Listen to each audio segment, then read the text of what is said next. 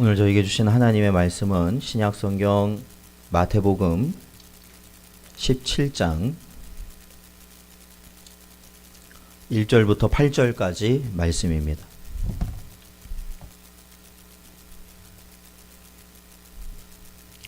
마태복음 17장 1절부터 8절까지 말씀입니다.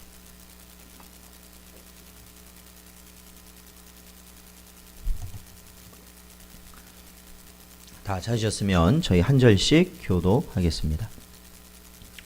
엿새 후에 예수께서 베드로와 야고보와 그 형제 요한을 데리시고 따로 높은 산에 올라가셨더니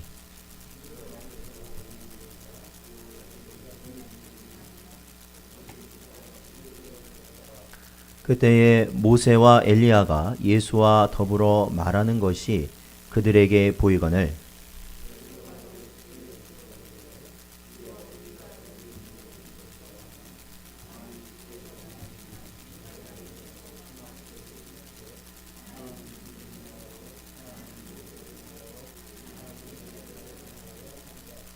말할 때에 호련히 빛난 구름이 그들을 덮으며 구름 속에서 소리가 나서 이르시되 이는 내 사랑하는 아들이요 내 기뻐하는 자니 너희는 그의 말을 들으라 하시는지라.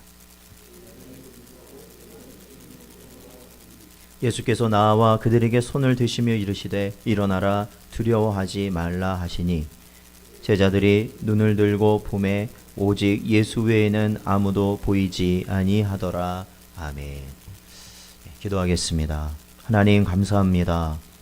오늘도 저희들을 부르셔서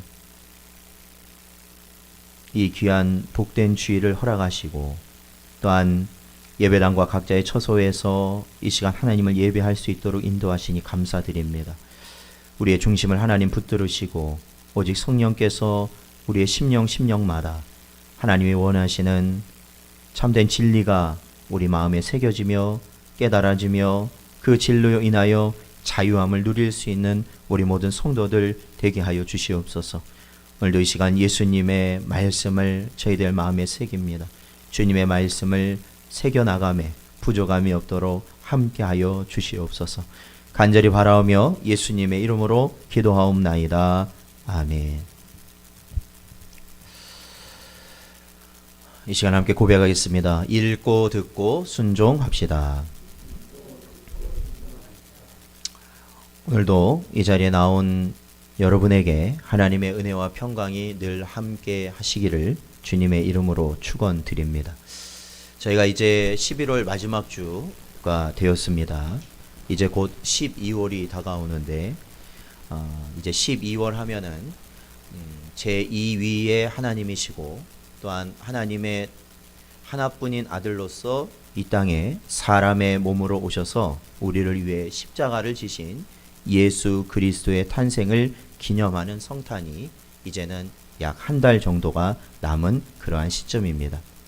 이러한 기간 동안 저희는 이제 주일마다 주님의 강림하심을 기념하는 찬송가 또한 교동문을 저희들이 읽어 나가면서 또한 하루하루 주님의 오심과 다시 오심을 저희들이 기다리면서 저희들이 이 남은 기간을 또한 주님을 바라보는 심령으로 나아가기를 주님의 이름으로 축원드립니다.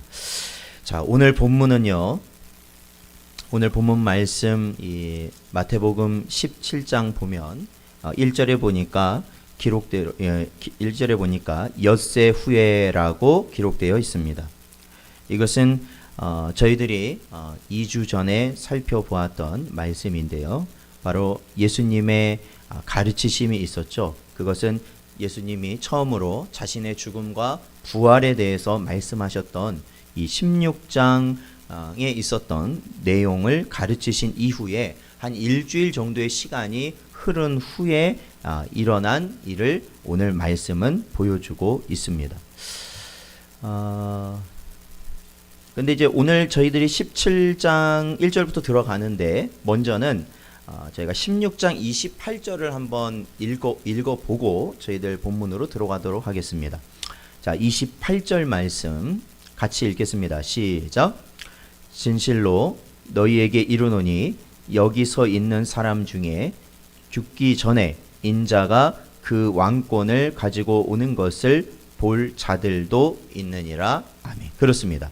자, 여기 보시면 저희가 이제 2주 전에 제가 이제 하나님의 일과 사람의 일에 대해서 이제 설교를 하고 나서 사실은 28절까지 다 읽었지만 사실 그 내용으로 살펴보면은 27절까지만 제가 설교를 한 겁니다.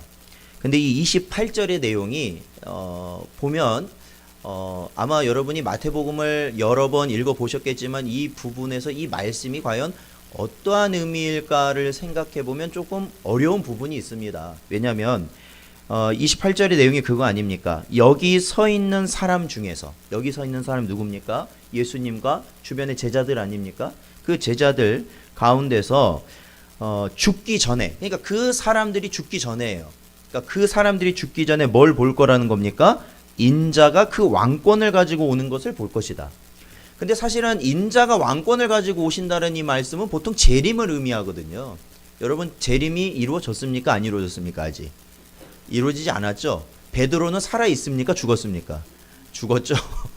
그렇다면 이 말씀을 어떻게 우리가 이해해야 되는가? 이걸 단순히 뭐 영적인 것으로만 우리가 상징적으로 것으로만 이해하는 것인가? 라는 이제 여러 가지 이제 것들이 있는데, 여러분 이제 오늘 이 28절 말씀을 먼저 제가 다루는 것은 저희가 오늘 본문으로 삼은 부분에서 그 답을 찾을 수 있기 때문에 제가 먼저 28절에 대해서 말씀을 드리는 겁니다. 자, 이제 우리가 본문으로 들어가 보겠습니다. 오늘 17장이죠. 자, 예수께서는 여전히 하나님께서 자신에게 맡기신 십자가의 길을 가시면서, 그렇죠? 예수님은 죽으시러 가신 이 땅에 오신 거잖아요. 죽기 위해 오셨다는 거 아닙니까? 그 길을 가시면서 계속해서 천국 복음을 전하는 일을 감당하고 계셨습니다. 예수님께서는 이러한 와중에서도, 이러한 복음 전도 사역을 계속하는 와중에서도 예수님이 항상 하셨던 것이 뭐냐면은 바로 홀로 아니면 제자들 몇 사람과 함께 인적이 드문 곳에, 주로 이제 산이죠, 그러한 곳에 가셔서 기도하셨던 일을 성경은 기록하고 있습니다. 오늘도 이 본문 말씀에 보면 예수님께서는 1절에 보니까 베드로와 야고보와 그 형제 요한을 데리고 높은 산에 오르셨다라고 말씀하고 있습니다. 산에 오르신 이유는 뭐 지형을 살피시기 위함이 아니라 예수님이 평소대로 하셨던 것처럼 바로 기도하기 위함이셨습니다. 그것이 이제 어디에 보면 나오냐면 이제 누가복음에 보면 오늘 이 본문을 이제 똑같은 본문을 누가복음에서 기록한 부분이 있는데 거기에 보면 예수님은 제자들과 함께 기도하기 위해 산에 가셨다라고 이 9장에 보면 나타나 있습니다. 예, 사랑하는 성도 여러분, 주님은 너무나도 바쁜 일상이셨어요. 사실은 이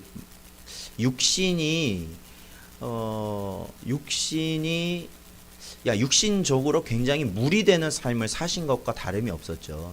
왜냐하면 예수님은 먹는 것도 제대로 드시지 못했고 잠을 제대로 주무시지도 못했고 항상 자신한테 오는 사람들에게 열려있는 모습으로 그들을 말씀을 가르치셨고 그들을 치료하셨던 분이 예수님이셨거든요.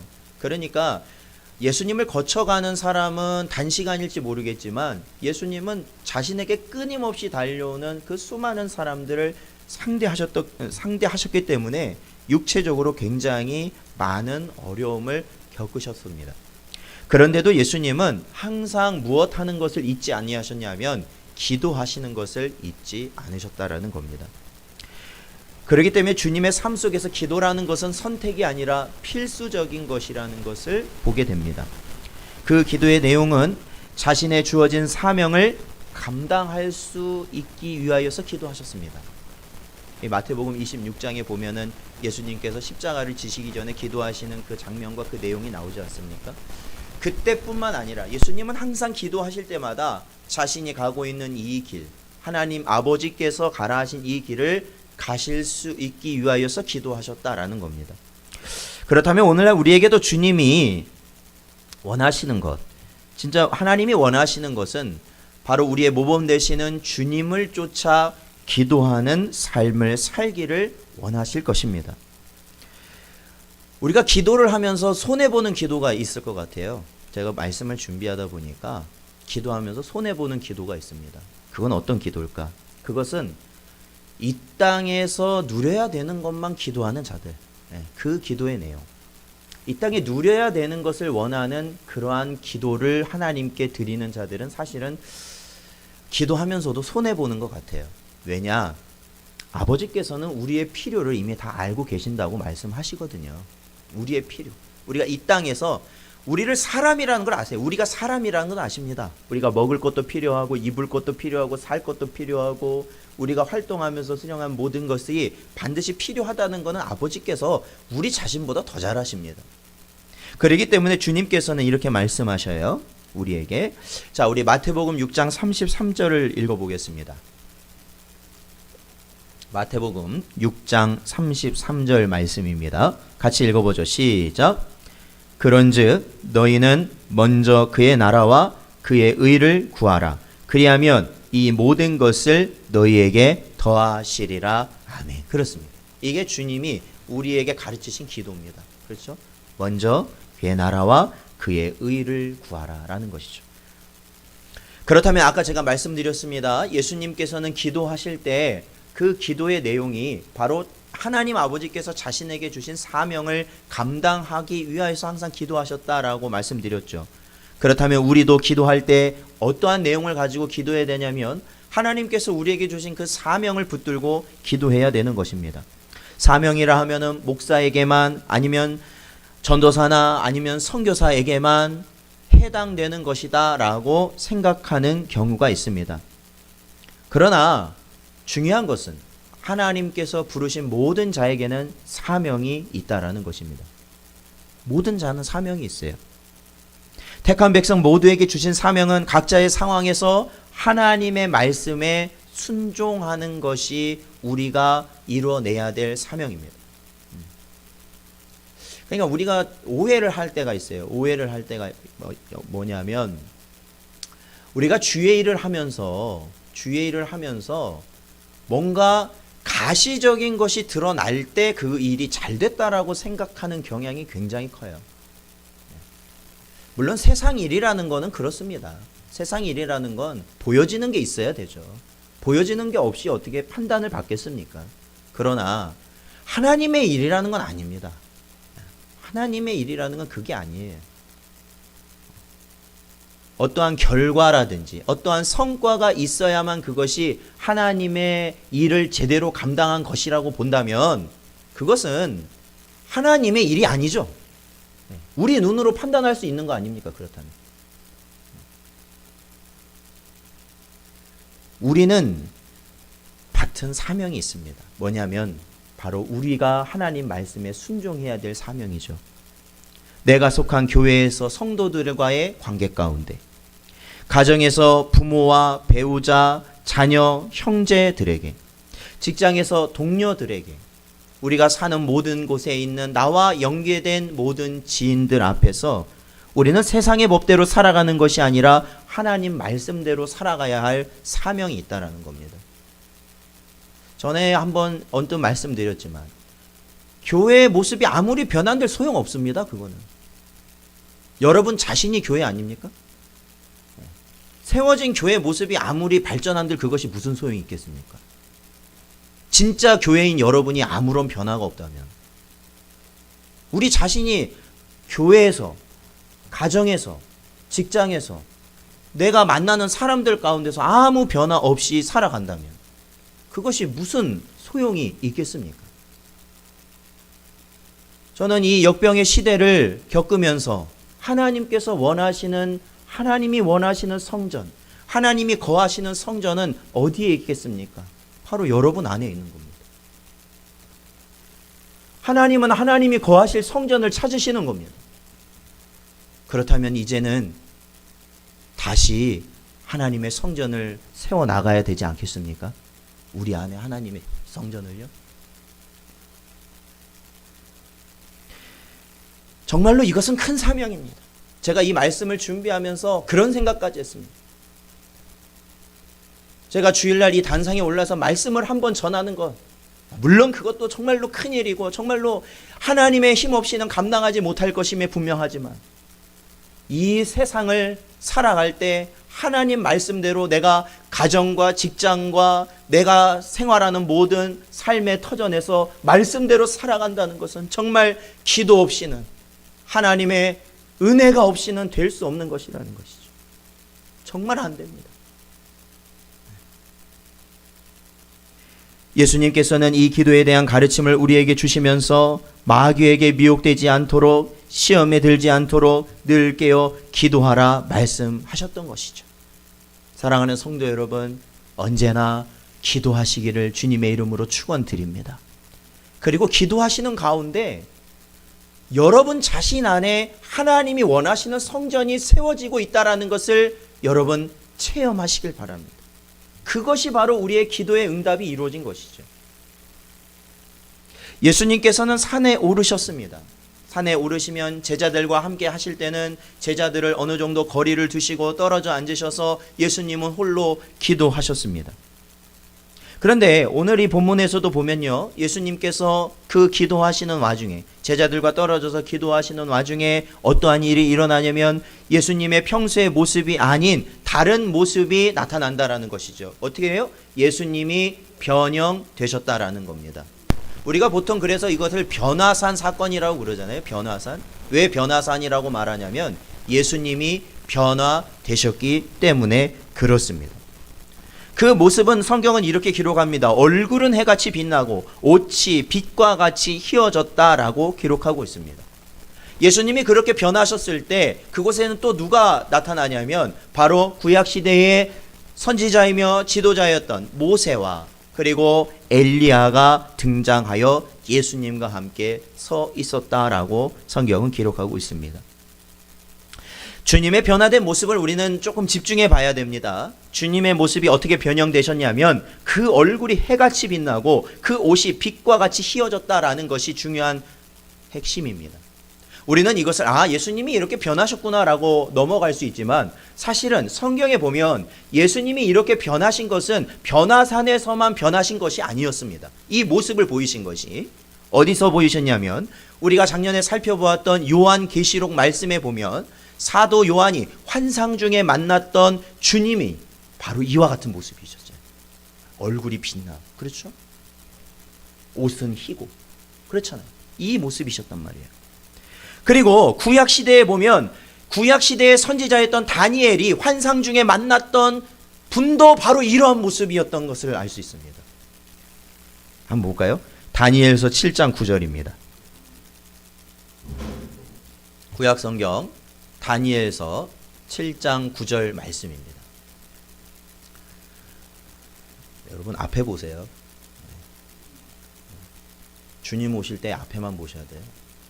자, 7장 9절 말씀 읽겠습니다. 시작. 내가 보니 왕자가 놓이고 옛적부터 항상 계신 이가 좌정하셨는데 그의 옷은 희기가 눈 같고 그의 머리털은 깨끗한 양의 털 같고 그의 보좌는 불꽃이요 그의 바퀴는 타오르는 불이며 라고 기록되어 있습니다. 그렇죠. 여기도 보면 바로 오늘 예수님이 변하셨던 모습과 유사한 분이 바로 다니엘에게 말씀하신 것이죠. 여러분, 그렇다면 이것을 우리는 이 예수님의 변화를 우리는 어떻게 이해할 수 있을까요? 그것은 바로 예수님, 영원하신 하나님이신 그 예수님의 모습을 바로 제자들은 보고 있는 겁니다. 즉 예수님이 이 땅에 오시기 전의 모습이시요 예수님이 승천하셔서 나중에 재림하실 때 오실 그 모습을 바로 이 변화산에서 목격하게 된 것이죠. 자, 그렇다면 이 부분이 왜 중요할까요? 그것은 바로 우리가 아까 읽었던 16장 28절의 말씀을 이해하는 핵심이기 때문에 그렇습니다. 예수님은 아까 뭐라고 말씀하셨어요? 주변의 제자들에게 너희가 죽기 전에 내가 이 땅에 왕권을 가지고 오는 모습을 보리라 말씀하셨다라는 것이죠. 바로 이것이 변화산에서 이루어진 예수님의 말씀이셨다라는 겁니다. 자, 근데요, 이제 더 중요한 부분이 나와요. 사실은 제가 이 설교를 준비하면서 빨리 이 말씀을 전하고 싶다라는 마음이 계속해서 들었어요. 그것은 자, 우리가 성경을 읽는 것, 우리가 이제 올 한 해 성경을 읽자고 그렇게 말씀을 드렸잖아요. 성경을 읽는 이유이기도 하고, 그리고 또한 우리가 이 마태복음을 보면서 이 천국 복음을 우리가 계속해서 듣게 되는 그런 상황인데, 이 천국에 대한 너무나도 큰 심오한 진리가 그 안에 들어있기 때문에 그렇습니다. 자, 3절과 4절을 보면요, 예수님께서 변하셨을 때 아까도 말씀드렸던 것처럼 모세와 엘리야가 함께 있었다, 서 있었다라고 기록되어 있습니다. 자, 모세와 엘리야는요, 사실은 대표하는 것이 있습니다. 모세와 엘리야 구약 사람들인데, 자, 모세는 어떠한 것을 대표하냐면 율법을 대표합니다. 그리고 엘리야는 이 선지자의 대표입니다. 이 선지자의 대표예요. 그러니까 이제 성경을 보면, 자, 구약이 총 39권인데 모세 5경, 처음에 5권 모세 5경이 있고, 그 다음에 역사서가 12권이 있고, 그 다음에 시가서가 5권이 있고, 그 다음에 대선지서 5권이 있고, 그 다음에 소선지서 12권이 있습니다. 이렇게 해서 총 39권인데, 그러니까 이 모세 5경이 굉장히 중요하거든요. 구약에서는 굉장히 중요한 위치에, 왜냐하면 지켜야 되는 법이기 때문에 그렇습니다. 그것을 쓴 사람이 누구예요? 모세입니다. 모세. 그리고 이 뒤에 보면 선지서가 몇 권입니까? 총 대선지서, 소선지서에서 17권이 되는 선지서. 이 17개 되는 이 모든 선지자들 대표하는 자가 누구라고요? 바로 엘리야입니다. 엘리야. 그래서 이 신약에서 보면 선지자 그러면 딱 엘리야를 먼저 떠오르는 겁니다. 엘리야가 대표적이기 때문에. 즉, 이 모세와 엘리야가 거론된다라는 것은 결국 구약 성경을 얘기하는 겁니다. 구약 성경을 의미하는 겁니다. 그렇다면 여러분, 여기서 무엇을 우리가 발견할 수 있냐면, 바로 이 구약 성경에서 바로 우리에게 약속하고 있는 것이 뭡니까? 바로 예수님이 이 땅에 오신다라는 것이죠. 결국 이 모세와 엘리야, 그리고 그 모든 구약의 모든 약속이 예수님을 통해 이루어졌다는 것이 이 변화산을 통해서 우리에게 한순간에 보여지게 된다라는 것입니다. 즉, 이 하나님의 말씀, 구약이라는 건 결국 하나님의 말씀 아닙니까? 이 하나님의 말씀을 통해서 우리는 누구를 발견하게 된다는 거예요? 예수님을 발견하게 된다는 것이죠. 그리고 이 하나님의 말씀을 통해 우리에게 성취되는 게 뭘까요? 바로 예수님이죠. 예수님에 대한 약속이 하나님의 말씀이라는 겁니다. 요한복음 1장에서 예수님을 이렇게 표현하고 있습니다. 예수님은 말씀이시다. 태초에 말씀이 계시니라 시작하잖아요. 예수님은 말씀이시여요. 그리고 그 말씀이신 예수님이 하나님이시고, 그 하나님이 이 땅에 오셨다라고 증거하고 있습니다. 결국 우리가 성경을 그토록 읽어야 하는 것은 말씀 자체이신 주님, 우리가 성경을 대하고 성경을 읽고 성경 앞에 나아갈 때 우리는 그 말씀 자체이신 주님을 뵙게 되는 것입니다. 그 말씀 자체이신 주님을 뭐예요? 영접하는 것이 되는 것이고, 그 말씀 자체이신 주님을 우리가 배우게 되는, 그 말씀을 듣게 되는 순간이 하나님의 말씀을 읽는 순간이라는 겁니다. 그 느낌을 무엇이라 말할 수 있을까요? 우리가 이 말씀을 통해서 주님을 뵌다는 여러분, 그 느낌을 혹시 느껴보셨을까요? 그 느낌이 도대체 어떤 느낌일까요? 구약에서는 이렇게 표현합니다. 꿀과 송이꿀 같다. 그것이 얼마나 하나님의 말씀이 얼마나 좋은지, 그것을 대할 때 꿀과 송이꿀과 같은 그러한 느낌을 받는다라고 표현되어 있습니다.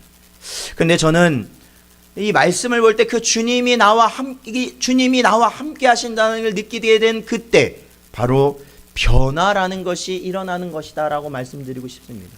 변화. 어떤 변화일까요?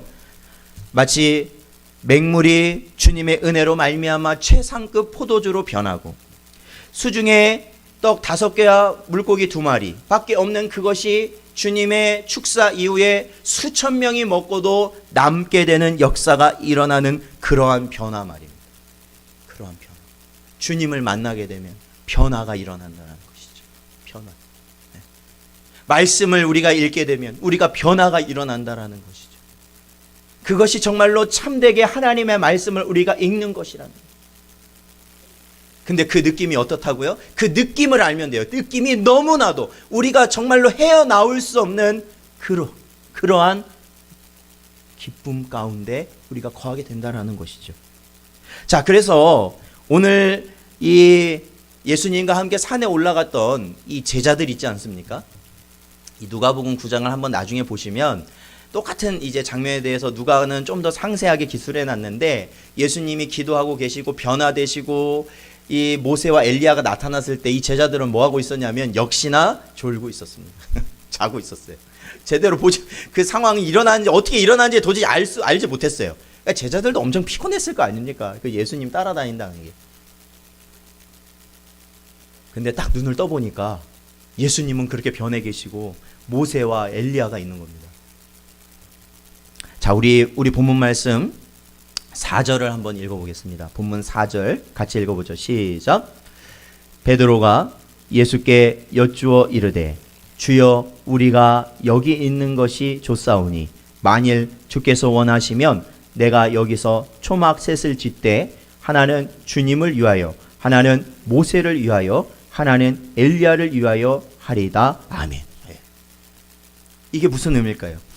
베드로는 잠자고 있다 일어났는데 그 상황, 예수님이 변화되시고 모세와 엘리야가 있는 그 상황이 너무 좋은 겁니다. 그러니까 예수님을, 진짜 참된 예수님을 만났을 때 그 느낌은 바로 이런 겁니다. 너무 좋다라는 거예요. 너무 좋다. 표현할 수 없는 기쁨이 베드로와 제자들에게 임한 거예요. 그래서 이렇게 표현하잖아요. 이 기쁨이 빨리 사라지지 않도록 이 베드로가 뭐 한다는 거예요? 저도 이 말씀을 예전에는 잘 이해를 못했는데 뭐 한다는 거예요? 뭘 지었다고요? 초막을 셋을 짓겠다라는 거예요. 초막을 셋. 초막이 뭐예요? 이 텐트거든요. 텐트, 쉽게 말하면. 그게 왜 필요해요?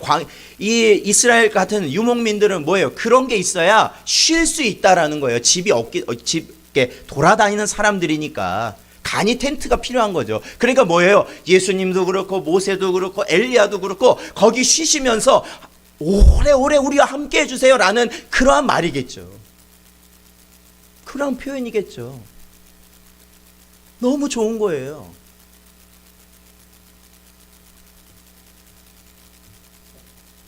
말씀을 통해서 나의 창조자, 나의 구원자, 나의 치료대 되신 예수님을 만나면 나의 영과 육의 결핍, 근심, 고통이 더 이상 느껴지지 않는 그 소위 말하면 황홀경,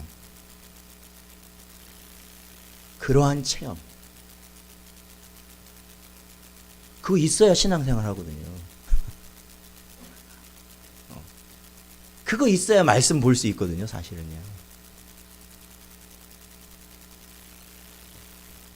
그 상태에 이르는 오직 영원토록, 그 상태에서 영원토록 거하고자 하는 그 은혜의 자리를 바로 이 베드로와 제자들이 그 변화산에서 경험하게 되는 것입니다. 사랑하는 성도 여러분, 아까도 말씀드렸죠. 베드로와 거기에 있는 제자들은 굉장히 피곤한 상태입니다. 아마 눈을 떴을 때 그 눈은 굉장히 충혈되어 있었을 겁니다. 그리고 이게 뭔 상황인지도 도저히 몰랐을 겁니다. 그렇죠. 정신이 하나도 없죠. 근데 여러분, 이 말씀 보다가 특이한 점 못 보셨어요? 여러분, 예수님은 알겠는데 모세와 엘리야 있잖아요. 모세와 엘리야. 명찰을 달고 왔을까요? 나는 모세다, 나는 엘리야다, 명찰 달고 왔을까요? 그런데 베드로는 어떻게 해요? 그거를 알아봤다라는 거예요. 그게 하나님 능력이잖아요. 아, 이분이 모세고 이분이 엘리야십니다. 그 알아봤다라는 거예요.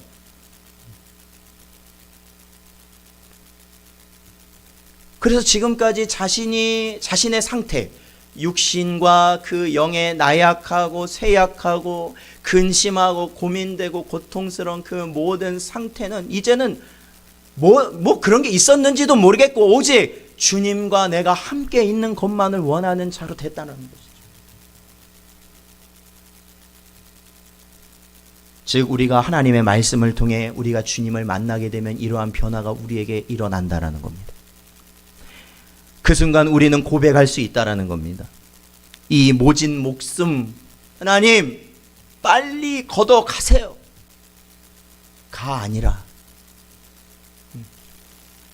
그런 원망하는 외침이 아니라 주님, 지금도 너무 감사하고 행복한 삶인데 제 때가 다 돼서 저를 지금 부르신다면 그것도 감사합니다. 전 천국을 소망하는 저는 이 세상에 여한이 없습니다. 언제나 주님 곁에 있기를 원합니다. 주님을 만난 자. 그러한 변화가 우리 안에 있을 때 세상의 원망과 근심과 염려와 시기와 질투가 우리 안에 나타날 수 있겠습니까? 왜? 그것은 더 이상 내 것이 아닌데.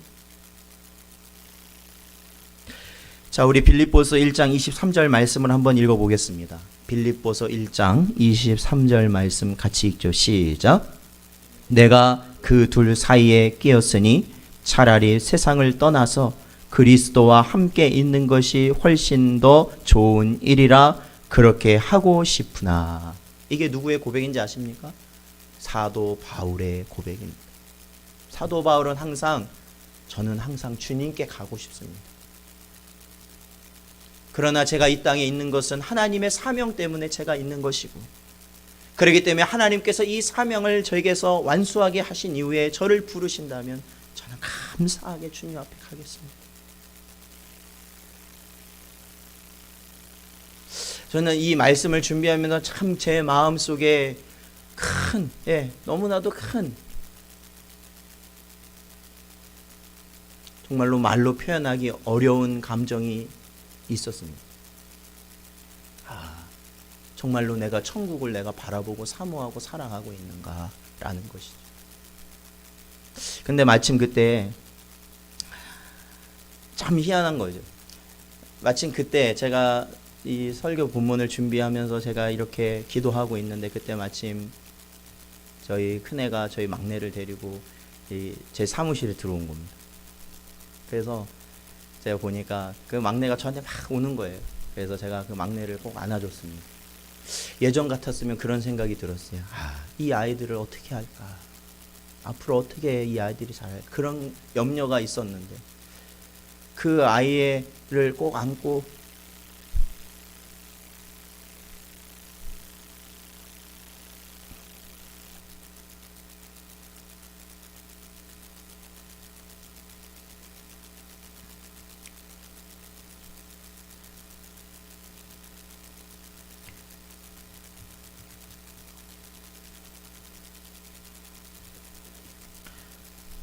있을 때 전혀 생각하지 못한 말이 제 입에서 나온 겁니다.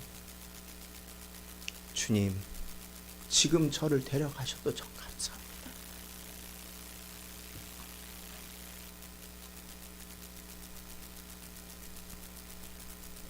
그렇기 때문에 오늘 저는 사실 하나님께서 주의 일을 하라고 덤으로 주신 삶이죠.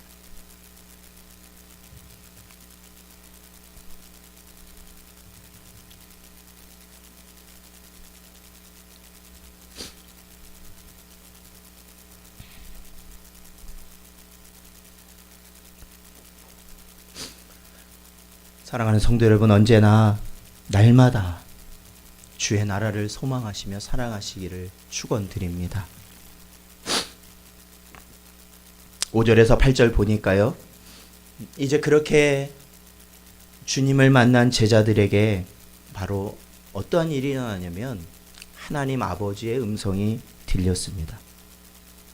성부 하나님이시죠. 하나님 아버지 음성이 들렸어요. 그래서 5절에 보니까 그 중간부터 보면 내 사랑하는 아들이요 내 기뻐하는 자니 너희는 그의 말을 들으라 하시는지라.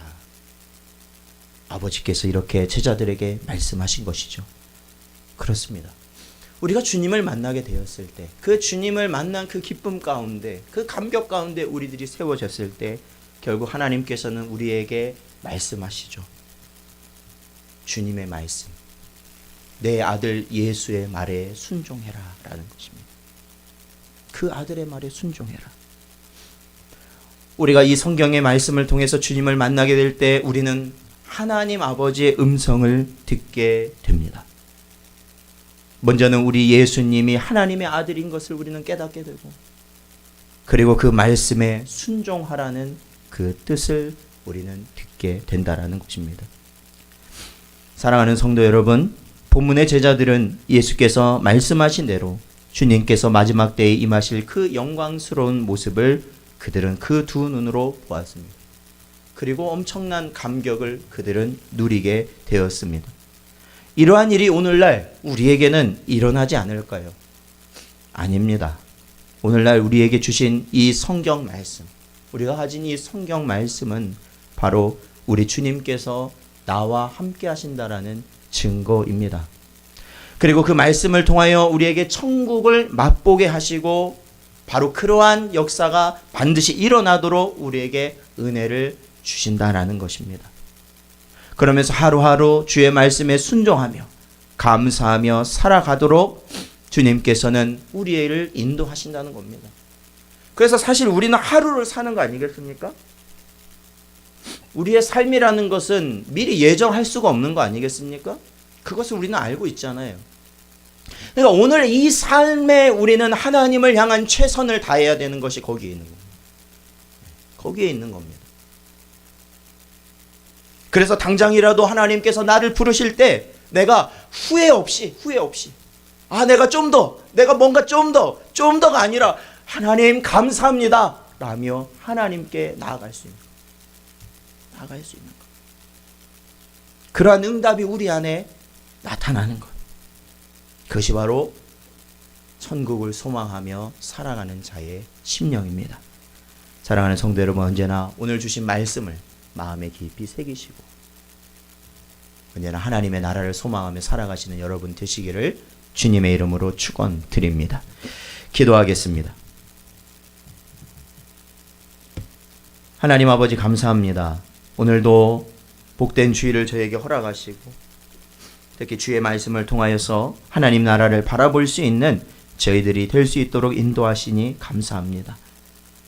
우리가 이 땅을 살면서 너무나도 부질없고 헛된 것에 얽매여서 우리의 모든 것을 다 소진하며 살아갈 수밖에 없는 저희인데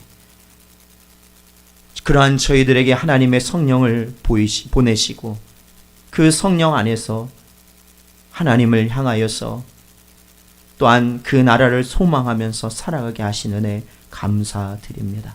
주님, 이 시간 저희들의 심령을 불쌍히 여기시고 이 어려운 때를 살아가는 우리 모든 성도들에게 날마다 하나님의 말씀을 통하여 천국을 맛보는 삶이 일어나도록 주님 역사하여 주시옵소서. 언제나 함께 하시길 바라며 예수님의 이름으로 기도하옵나이다. 아멘. 찬송가